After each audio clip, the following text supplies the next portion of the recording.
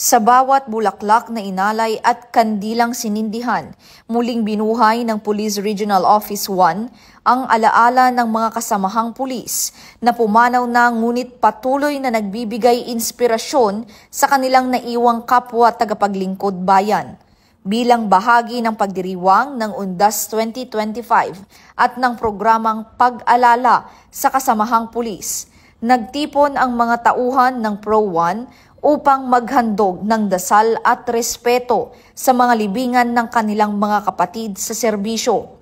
Sa pamamagitan ng munting seremonyang ito, ipinakita ng kapulisan na ang kanilang pagkilala at pasasalamat ay hindi kailanman mapapawi ng panahon. Ang makabuluhang proyektong ito ay inisyatiba ni Regional Director Police Brigadier General Dindo R. Reyes bilang patunay ng malasakit at pagpapahalaga ng pamunuan sa bawat miyembro ng organisasyon.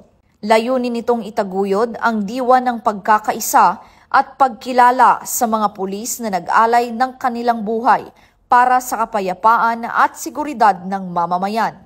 Ayon kay Police Brigadier General Reyes, ang gawaing ito ay suporta rin ng focus agenda ni Acting Chief PNP, Police Lieutenant General Jose Melencio C. Nartates Jr.